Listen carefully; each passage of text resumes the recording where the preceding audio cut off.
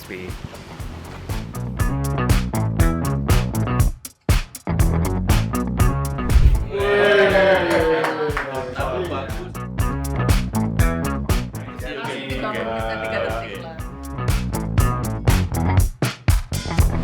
Jadi dulu memang nggak terungkap ke publik ya. Saya harus menyeimbangkan.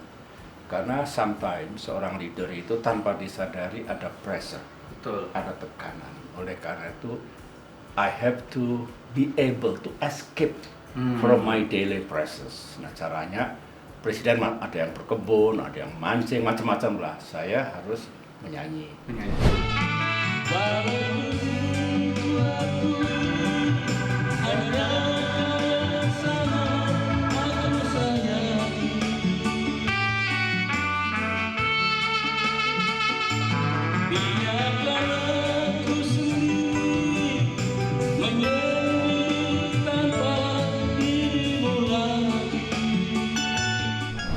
Tiga bulan sekali saya ke mana? Ke Cipanas, Istana Cipanas itu. Itu untuk Relax sama healing kok anak sekarang ya. sama anak semuanya happy, sedikit melupakan tekanan yang bertubi-tubi. Setelah itu back to work, kembali kerja lagi. Pusing lagi. Dan 10 years saya nggak pernah cuti loh, for 10 years. 14 years. Jadi kalau ada kepala negara 2 minggu libur di London gitu kan, kemana-mana, saya nggak pernah. Oleh karena itu, cara mencari sendiri di tengah-tengah kerja itu ada waktu-waktu yang bisa gunakan. Itu biasanya di saat-saat seperti apa, Pak? Kalau tidak ada krisis tentunya. Kalau ada krisis itu kan datang dan pergi. Selama 10 tahun tentu saya bekerja sometimes sampai larut malam, subuh. Tapi kalau ada keadaan sedang normal dalam tanda kutip gitu ya, saya curi waktu untuk ke Cipanas, ke Bogor. Jadi saya bisa membuktikan bahwa there is no namanya hardline antara bisnis sama holiday. Bisnis kerja kan, holiday itu juga off time. Harus ketemu sendiri, kalau enggak ya capek 10 tahun ya. Tapi oke. Mau nggak mau ya.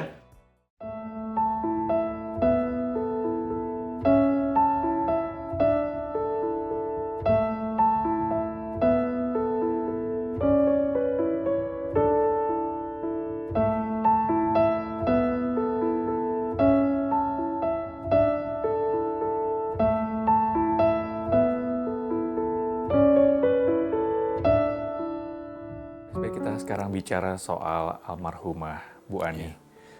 Bagaimana sih Pak kesan pertama Bapak bertemu dengan almarhumah Bu Ani ketika itu, dan bagaimana akhirnya Bapak memutuskan bahwa Ibu adalah pendamping hidup saya seperti itu? Ya, saya bertemu dengan Ibu Ani almarhumah itu pada tahun 1973. Waktu itu saya Taruna Akademi Militer tingkat 4 atau istilahnya Sersan Mayor 1 Taruna, ada di kampus Magelang.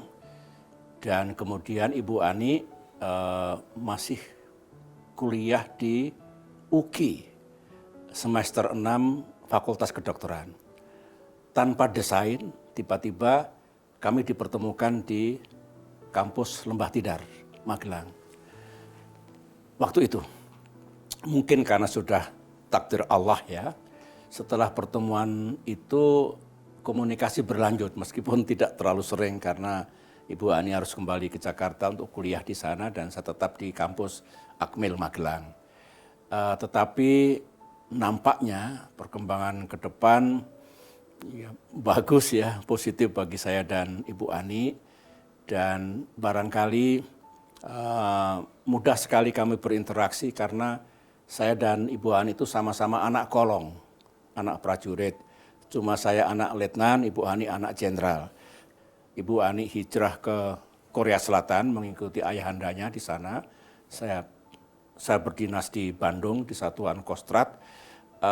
Akhirnya setelah 3 tahun pacaran jarak jauh, komunikasi jarak jauh, kami berdua merasa ada kecocokan hati, kecocokan pikiran, dan barangkali itu juga diikat oleh tentunya rasa cinta yang kuat. Dan akhirnya 3 tahun kemudian saya memutuskan untuk menikah dengan resmi Ibu Ani menyambut dengan baik. Kedua orang tua, baik pihak kami dan pihak Bu Ani juga begitu. Dan menikah pada tahun 1976 meskipun setelah seminggu menikah saya harus berangkat bertempur di Timur Timur selama 13 bulan. 76 itu kan belum ada medsos, belum ada handphone. Kalau kirim surat ke tim-tim itu 3 bulan. Ya. Nah persoalannya adalah setelah seminggu saya menikah, saya berangkat dari Bandara Halim naik Hercules menuju ke Dili. Ibu Ani ngantar. Nah setelah saya berangkat ke sana, ada lagi namanya Kapten Niko Tumatar dari Kopassus dulu, senior saya, juga bareng-bareng berangkat ke tim-tim. Belum sampai 3 minggu terdengar berita Kapten Niko Tumatar gugur. Ya, si istri ini kan kepikiran betul karena tahu berangkatnya bareng-bareng dan dari saya nggak ada berita. Kan itu tadi tidak dan sulit saya menulis surat gimana seorang letnan gitu dengan situasi yang mencekam gitu.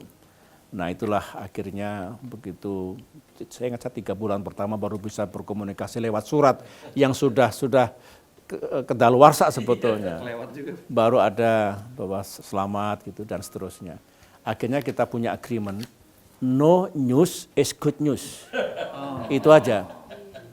No news is good news.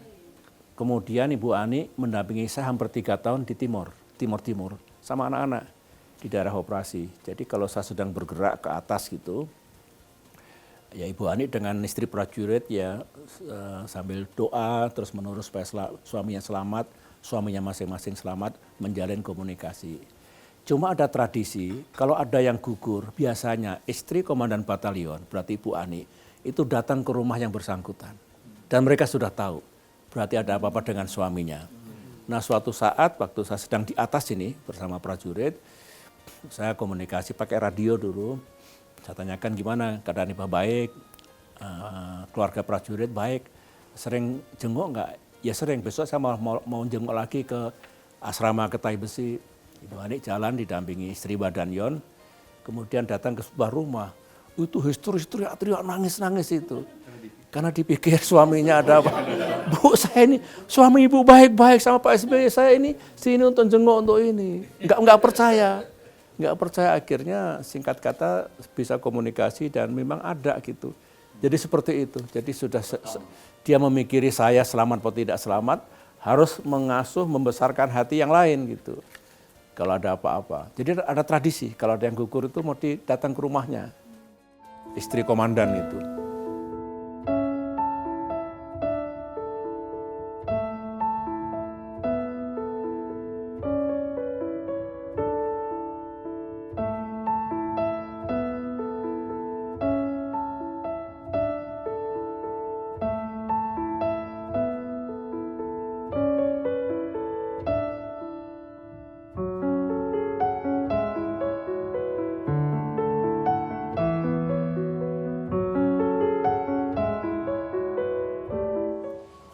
Seru kan ngobrol sama Pak SBY, tapi saatnya saya Jati Dharma harus pamit.